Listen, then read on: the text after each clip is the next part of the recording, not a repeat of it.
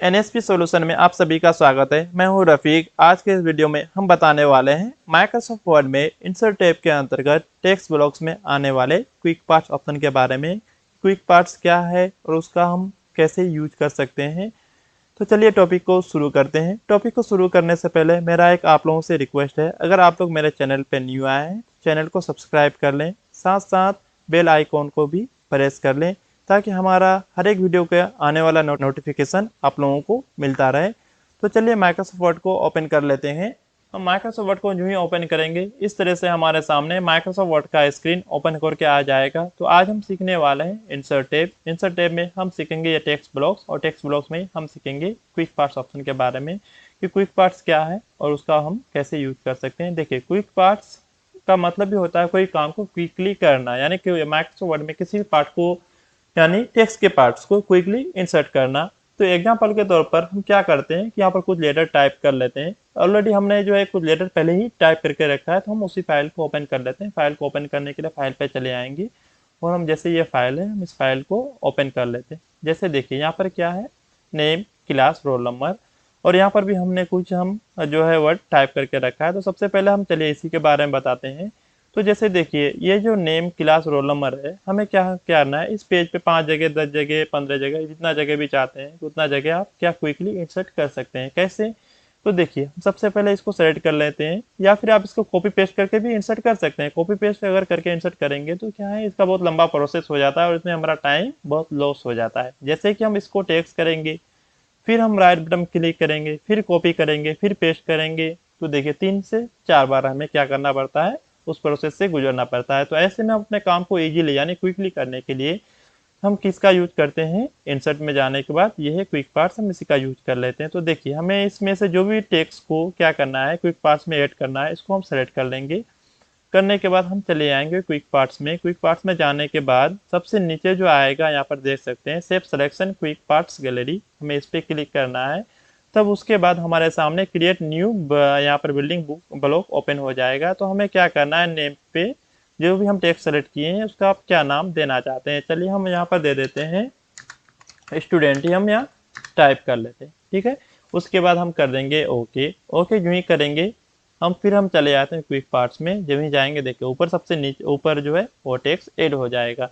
तो उस टेक्स्ट जब यहाँ ऐड हो गया तो अब हमें क्या करना है, कहीं भी जहाँ पर भी हमें उस टेक्स्ट को इंसर्ट करना है बस हमें करेजर को वहाँ ले जाना है और क्विक पार्ट्स पे जाना है। जाने के बाद हमें क्या करना है, उस टेक्स्ट पे क्लिक कर देना है। देखिए ऑटोमेटिकली वो इंसर्ट हो जाएगा। इस तरह से 10 जगह, 15 जगह, जितने जगह भी लेना है, बस क्विक पार्ट्स में जाने के बाद हमें क्या करना है, जैसे यहाँ पर क्विक पार्ट्स है बस इसी में जाना है, जस्ट टेक्स्ट में क्लिक करना है। ना ही हमें सेलेक्ट करना है, ना ही कॉपी करना है, ना ही पेस्ट करना है, ना ही कुछ करना है, बस हमें सेलेक्ट करना है और उसको क्या करना है, क्लिक कर देना है। ठीक है, वो ऑटोमेटिकली यहाँ पर इंसर्ट होकर के आ जाएगा। अगर जब हमने उसको ऐड कर लिया तो उसको तो यहाँ से हटाना भी है, तब हम उसको हटाएं कैसे, उसको हटाने के लिए बस सिंपल सा है, आपको बिल्डिंग ब्लॉक्स ऑर्गेनाइजर में जाना है। जाने के बाद हमें यानी जो भी नाम हुआ टाइप किए, हम क्या नाम दिए थे ब्लॉक का, हम वहाँ नाम दिए थे स्टूडेंट। बस हमें स्टूडेंट को देखना है कि स्टूडेंट कहाँ है। तो देखिए यहाँ पर है स्टूडेंट, तो हमें क्या करना है, सिर्फ जो जिसको हमने ऐड किया है उसको डिलीट करेंगे। जैसे यहाँ पर देखिए बहुत सारे ऑप्शन, हम इसमें से किसी को भी डिलीट नहीं करेंगे, नहीं तो क्या होगा बाद में कुछ प्रॉब्लम हो सकता है कि जैसे माइक्रोसॉफ्ट वर्ड का वो इनबिल्ट फाइल है, अगर उसमें से कुछ चीज़ को डिलीट कर देते हैं तो बाद में कोई भी चीज़ अगर इंसर्ट करेंगे तो इसमें वो इंसर्ट नहीं होगा। बस आपने जो जिस फाइल को ऐड किया है उसी को डिलीट करना है। तो चलिए स्टूडेंट को हम सेलेक्ट कर लेते हैं और यहाँ से हम कर देंगे डिलीट, उसके बाद यहाँ से कर देंगे यस। इस तरह से वो डिलीट हो जाएगा। अब हम क्विक पार्ट में जाएंगे तो वो हमें यहाँ अवेलेबल नहीं मिलेगा। ठीक है, इस तरह से। अब दूसरा क्या है, किसी भी वर्ड का शॉर्ट फॉर्म भी आप बना सकते हैं। उस शॉर्ट फॉर्म को हम जो ही यहाँ टाइप करेंगे तो वो फुल फॉर्म आ जाएगा। तो देखिए कैसे करना है उसको, जैसे उसके लिए हम यहाँ पर टाइप करके रखें सेंट्रल प्रोसेसिंग यूनिट, यहाँ पर रैंडम एक्सेस मेमोरी, और यहाँ पर रीड ओनली मेमोरी। सबका फुल फॉर्म भी आप लोगों को पता ही होगा अगर आप लोग कंप्यूटर सीख रहे हैं तो। सेंट्रल प्रोसेसिंग यूनिट का फुल फॉर्म होता है सीपीयू। रैंडम एक्सेस इसका रैंडम एक्सेस मेमोरी का फुल फॉर्म होता है रैम, और रीड ओनली मेमोरी का होता है रोम। तो चलिए हम क्या करते हैं, इस वर्ड को भी हम ऐड कर लेते हैं सेम जैसे हमने यहाँ पर जो नेम, क्लास, रोल नंबर को किया उसी तरह से। तो यहाँ पर हम क्या करेंगे, सिर्फ एक एक जो है वर्ड को सेलेक्ट करेंगे। जैसे सेंट्रल प्रोसेसिंग यूनिट है तो सबसे पहले हम इसी को सेलेक्ट करेंगे, फिर हम चले जाएंगे क्विक पार्ट्स में। जाने के बाद हम चले आएंगे सेफ सिलेक्शन में। अब हमें यहाँ पर क्या करना है, सेंट्रल प्रोसेसिंग को नहीं देख के उसका शॉर्ट फॉर्म को टाइप करना है नेम पे। हम शॉर्ट फॉर्म जैसे यहाँ पर है सीपीयू टाइप कर देंगे और इसको कर देंगे ओके। उसी तरह से यहाँ पर रैंडम एक्सेस मेमोरी इसको सेलेक्ट कर देंगे, इसका जो है शॉर्ट फॉर्म क्या होता है, रैम।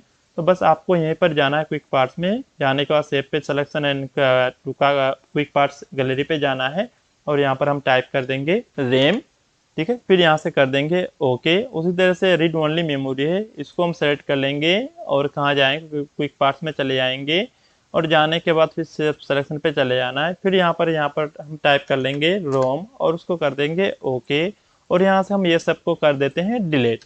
अब हमने क्या क्या टाइप किया था, सीपीयू आपको याद रखना है, यानी जो भी आप ऐड करेंगे उसको बस याद रखना, सीपीयू। उसके बाद क्या टाइप किए थे हमने, रैम, ठीक है। उसके बाद हमने क्या टाइप किया था वहाँ पर, रोम। अब हमें क्या करना है, ये जो शॉर्ट फॉर्म है इसको फुल फॉर्म में लाना है जो हमने वहाँ ऐड किया। तो ऐसे में हम क्या करेंगे, जैसे सीपीयू का फुल फॉर्म क्या होता है, बस कर्सर को सीपीयू पे लाना है, ठीक है। अब हमें क्या करना है, कीबोर्ड से F3 की प्रेस कर देंगे, याद रखना है कौन सा की, F3 की। F3 की को हम जो ही प्रेस करेंगे देखिए सेंट्रल प्रोसेसिंग यूनिट अपने आप वो आ जाएगा। उसी तरह से रैम का क्या है, रैंडम एक्सेस मेमोरी है, बस यहाँ पर रखना है, उसी तरह F3 की प्रेस करेंगे। फिर रोम पे जाना है, F3 की प्रेस करेंगे। इस तरह से सिर्फ ये नहीं, आप किसी भी तरह का शॉर्ट फॉर्म मोड को फुल फॉर्म में आप कन्वर्ट कर सकते हैं, जो भी आप ऐसे ऐड करेंगे इस मेथड से। तो ये होता है किसका काम, क्विक पार्ट्स ऑप्शन। देखिए यहाँ पर क्या डॉक्यूमेंट प्रॉपर्टीज है, डॉक्यूमेंट प्रॉपर्टीज में क्या होता है, यहाँ पर कुछ टाइटल दिए हुए होते हैं जो आप क्या कर सकते हैं, ऐड कर सकते हैं, कुछ खास इंपोर्टेंट नहीं होता है। जैसे कि मैनेजर है, आपका बहुत सारे इस तरह के पोस्ट होते हैं जो वहाँ पर जो है ऑटोमेटिकली दिया हुआ रहता है। तो ऐसे में हम अगर इंसर्ट करना हो तो देखिए चले जाएंगे यहाँ पर और यहाँ पर डॉक्यूमेंट प्रॉपर्टीज पे जाना है।